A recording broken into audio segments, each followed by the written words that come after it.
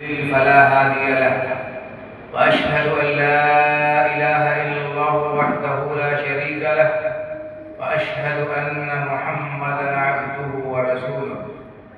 يا أيها الذين آمنوا اتقوا الله حق تقاته ولا تموتن إلا وأنتم مسلمون. يا أيها الناس اتقوا ربكم الذي خلقكم من نفس واحدة وخلق منها زوجها وبث منهما رجالا كثيرا ونساء واتقوا الله الذي تساءلون به والأرحام إن الله كان عليكم رقيبا. يا أيها الذين آمنوا اتقوا الله وقولوا قولا سديدا يصلح لكم أعمالكم ويغفر لكم ذنوبكم ومن يطع الله ورسوله فقد فاز فوزا عظيما. أما بعد فإن خير الحديث كتاب الله وخير الهدي هدي محمد صلى الله عليه وسلم وشر الأمور محدثاتها وكل محدثة بدعة وكل بدعة ضلالة وكل ضلالة في النار. وعن أبي هريرة رضي الله تعالى عنه قال قال رسول الله صلى الله عليه وسلم إن الله تعالى طيب لا يقبل إلا طيبا. فإن الله تعالى أمر المؤمنين بما أمر به المرسلين فقال يا أيها الرسل كلوا من الطيبات واعملوا صالحا. وقال يا أيها الذين آمنوا كلوا من طيبات ما رزقناكم. ثم ذكر الرجل يطيل السفر أشعث أغبر يمد يديه إلى السماء يا رب يا رب ومطعمه حرام ومشربه حرام وملبسه حرام وغذي بالحرام فأنى يستجاب لذلك أو كما قال صلى الله عليه وسلم. رب اشرح لي صدري ويسر لي أمري واحلل عقدة من لساني يفقه قولي. سبحانك لا علم لنا إلا ما علمتنا إنك أنت العليم الحكيم. اسٹیج پر تشریف فرما علماء کرام، معزز حاضرین، دینی ملی بھائیوں اور میری پردہ نشین ماں اور بہنوں، سب سے پہلے اللہ رب العالمین کا شکر واجب ہے جس نے ہمیں اپنے گھروں میں سے ایک گھر میں اکٹھا ہونے اور اپنے کلام اور رسول اکرم صلی اللہ علیہ وسلم کے ارشادات مبارکہ سننے کی سعادت بخشی.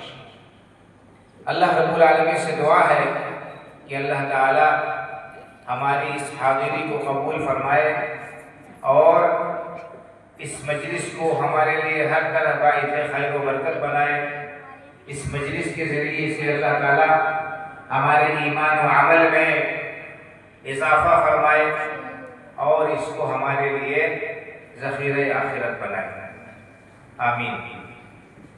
بھائیوں اور بزرگوں، آپ حضرات معزز مہمانوں کے خطابات سننے کے لیے یہاں حاضر ہوئے ہیں، اس لیے میں زیادہ دیر تک آپ حضرات کے اور مہمانوں کے بیچ میں حائل نہیں رہوں گا، بلکہ انشاءاللہ کم سے کم وقت میں اپنی بات سمیٹ کر مہمانوں کے خطاب سے آپ کو مستفید ہونے کا موقع دوں گا.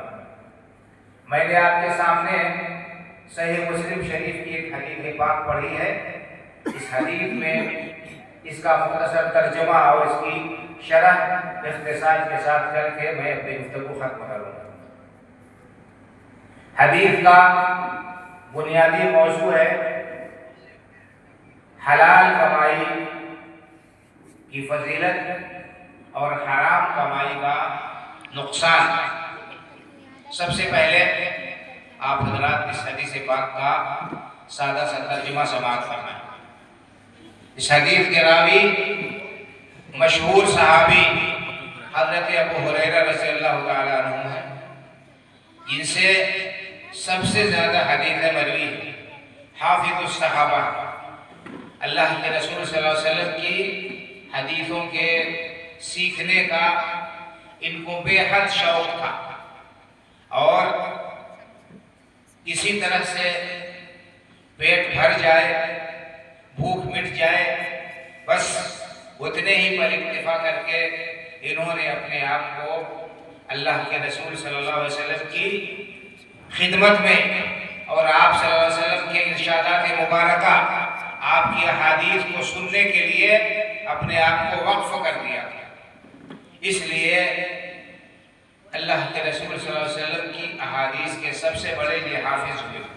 ایک تو یہ کہ انہوں نے اپنے آپ کو وقف کر دیا تھا، دوسرے اللہ کے رسول صلی اللہ علیہ وسلم سے انہوں نے درخواست کی تھی، اور اللہ کے رسول صلی اللہ علیہ وسلم نے آپ کے لیے دعا فرمائی، تو آپ کی دعا کی برکت سے ان کا حافظہ اتنا مضبوط ہو گیا کہ پھر کوئی چیز بھولتے نہیں تھے۔ تو بہرحال حافظ الصحابہ حضرت ابو ہریرہ رضی اللہ تعالیٰ عنہ اس حدیث کے راوی کہتے ہیں کہ اللہ کے رسول صلی اللہ علیہ وسلم نے ارشاد فرمایا، ان اللہ طیب لا يقبل الا طیبا، یقیناً اللہ رب العالمین پاک ہے، ہر عیب سے، ہر نقص سے، ہر کمی سے اللہ رب العالمین بے عیب ہے، پاک و صاف ہے، اس کے اندر کوئی نقص نہیں، کوئی عیب نہیں، کوئی کمی، کسی قسم کی کمزوری نہیں، ہر قسم کی صفات کمال سے اللہ رب العالمین متصف ہے، اور پاک ہے اللہ تعالیٰ۔ لا يقبل الا طیبا، اور اللہ کی بارگاہ میں صرف پاکیزہ چیزیں ہی مقبول ہیں۔ لا يقبل الا طیبا، پاک چیز ہی، پاکیزہ چیز ہی اللہ کی بارگاہ میں قبول ہے۔ یہ جملہ بڑا مختصر ہے، اللہ کے رسول صلی اللہ علیہ وسلم کو جوامع الکلم دیا گیا ہے۔ آپ کے اس فرمان کی شرح علماء نے بڑی طویل کی، فرمایا کہ اس ایک جملے میں ہر چیز آ جاتی ہے، عقیدہ ہو، عمل ہو، عبادت ہو، معاملات ہو، ساری چیزیں اس ایک جملے میں آ جاتی ہیں۔ اللہ کی بارگاہ میں صرف پاکیزہ چیزیں ہی مقبول ہیں، یعنی انسان کا عمل پاک ہونا چاہیے، اس عمل میں کسی قسم کی آمیزش اور ملاوٹ نہیں ہونی چاہیے، کہ انسان عمل کرے اللہ رب العالمین کے بجائے دوسروں کی رضامندی اور خوشنودی چاہے، دنیا والوں کی نگاہوں میں شہرت اور عزت چاہے، اس کی ناموری ہو اور لوگ اس کو بڑا عبادت گزار کہیں، اگر دنیا والوں کو دکھانے کے لیے بڑا سے بڑا عمل کرتا ہے، اخلاص نہیں ہے، اللہ رب العالمین کے لیے کام نہیں کر رہا ہے، تو اس کا یہ عمل اللہ کی بارگاہ میں مقبول نہیں ہوگا۔ اور اس سے پہلے عقیدے کی بات کریں، انسان کا عقیدہ اگر صاف ستھرا نہیں ہے، عقیدے میں ملاوٹ ہے، عقیدے میں کھوٹ ہے، عقیدے کے اندر گڑبڑی ہے، تو کوئی عمل اللہ رب العالمین کے ہاں اس کا مقبول نہیں ہو سکتا ہے۔ تو انسان کا عقیدہ صاف ستھرا ہونا چاہیے، خالص ہونا چاہیے، شرک سے، کفر سے، نفاق سے اور تمام غلط چیزوں سے، غلط نیتوں سے پاک صاف ہونا چاہیے۔